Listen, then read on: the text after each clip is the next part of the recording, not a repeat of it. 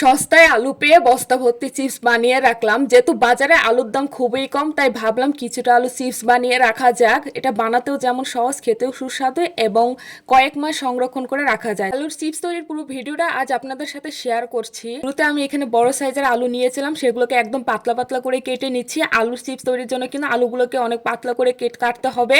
আর দেখতে পাচ্ছেন আলু আমি কতটা পাতলা করে কেটে নিয়েছি। এরপর আলুগুলোকে আমি সামান্য পরিমাণ লবণ দিয়ে পানিতে 5 মিনিটের মতো ভিজিয়ে রাখবো। আলুগুলো 5 মিনিট হয়ে গেলে আমি সেগুলোকে নামিয়ে নিয়ে সুন্দরভাবে ধুয়ে নিব, যাতে আলুতে কোনো প্রকার কষ না থাকে। এরপর আলুগুলো ধোয়া হয়ে গেছে, আমি হাঁড়িতে পানি দিয়ে তার মধ্যে দিয়ে দেবো লবণ এবং পরিমাণ মতো হলুদ দিয়ে আমি পানিটাকে একটু গরম করে নেব। গরম হয়ে আসলে আমি এর মধ্যে দিয়ে দেবো আলু। এরপর আলুটাকে আমি 5 মিনিট থেকে 10 মিনিটের মতো একটু জাল করে নামিয়ে নেব। আলু কিন্তু বেশি জাল করা যাবে না, তাহলে সেগুলো কিন্তু ভেঙে যাবে। আলু কিন্তু জাল হয়ে গেছে, আমি সেগুলোকে নামিয়ে নিচ্ছি। এরপর এগুলোকে রোদে দিতে হবে। আমি আলুগুলোকে নিয়ে ছাদে যাচ্ছি, আর আমার আম্মু এখানে আলুগুলোকে একটা একটা করে সুন্দর করে সাজিয়ে দিচ্ছে। এভাবে দিয়ে কিন্তু আপনার আলুগুলোকে শুকিয়ে নেবেন। আলু কিন্তু পুরোপুরি শুকানো হয়ে গেছে।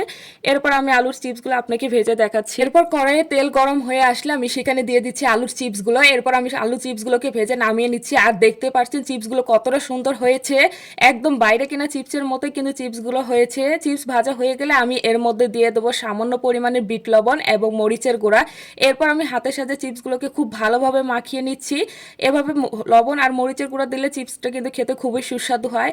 আর তৈরি হয়ে গেলে খুবই মজাদার আলুর চিপস রেসিপি। আপনারা কিন্তু এভাবে এ পদ্ধতিতে বানিয়ে সারা বছর সংরক্ষণ করে খেতে পারেন। আপনাদের কাছে পুরো ভিডিওটা কেমন লাগলো অবশ্যই জানাবেন। যদি ভালো লেগে থাকে তাহলে লাইক, কমেন্ট এবং শেয়ার করে পাশে থাকবেন। ধন্যবাদ সবাইকে।